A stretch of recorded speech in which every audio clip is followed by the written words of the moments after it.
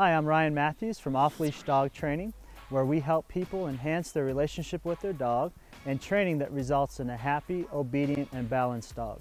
This video is going to cover separation anxiety. This is something in which causes a lot of grief for owners, but unfortunately it's something that is often caused by us as the humans. Now, with separation anxiety, it's the time in which the dog feels a huge desire to be close to its owner or even another dog in the pack. Now, there's numerous things that can happen from separation anxiety, resulting in the dog dramatically trying to get through a doorway and ripping down door jambs and things like that, to busting out of kennels, all just to get out of the kennel. Often, once again, this is created by us as the human to make it such a big deal that we're gone away from the dog. So I'm sure you're asking yourself, well, how do I know if my dog has separation anxiety and how can I identify this? Well, one way is that if you leave your dog and if it is whining or barking as you walk away, that's the dog that has separation anxiety. If you put your dog in a kennel and leave and the dog is barking and really trying hard to get out of the kennel, that's also a dog that has separation anxiety. Separation anxiety is caused, as I said before, often by us as the humans. Things that I've found to be a direct correlation is something called free feeding. And that's where you leave the food for your dog and he or she can be taking the food whenever they want to. It's important that you actually feed the dog once or twice a day and that you give the food. If the dog doesn't eat all the food, you should pick it up. This reiterates that you're in charge, and this also has the dog living in more of a pack environment as they do in the wild, versus the food readily available. Well, that's not natural in nature for the dog. So you want to essentially feed twice or once a day, put the food down. If the dog doesn't eat, pick the food up. This is a direct correlation with separation anxiety and a dog being confident. Another one that is related with separation anxiety is a dog that is always with its owner, such as sleeping in the bed.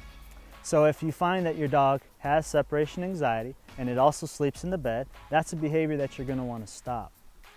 So the way in which you can phase the dog out of sleeping in the bed is to first maybe put the dog in a kennel next to the bed. Then you can move the kennel to different parts in the room. This is going to build the dog's confidence and promote the dog's independence. You can also put the dog onto what we call a place, which we'll cover in other videos.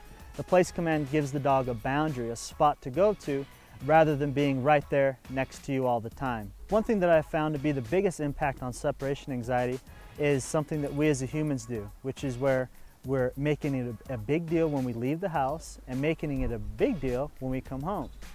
The point is if the dog looks to you as a leader and you're making it a big deal that you're leaving or come home, then the dog's going to do the same. The point is that you want to ignore the dog when you leave so that the dog can almost be indifferent to when you leave, rather than be anxious when you leave and anxious when you come home.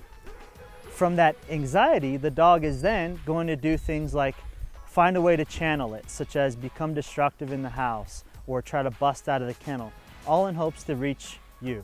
So the point is, ignore the dog when you leave the house and ignore the dog when you come home. The time in which you can acknowledge the dog is when he or she is being calm and confident. That's the kind of dog that we want to have overall. So that's the kind of dog that we're going to give positive feedback to. Once again, I'm Ryan Matthews from Off-Leash Dog Training, and like all of our videos, I gave you a few tools for your toolbox. Be sure to use the techniques that work best for you and your dog. If you have any questions or comments, be sure to leave them on our YouTube channel. Your feedback is definitely valued. I appreciate you watching, and be sure to stay tuned for our next videos in having you have a happy, obedient, and balanced dog.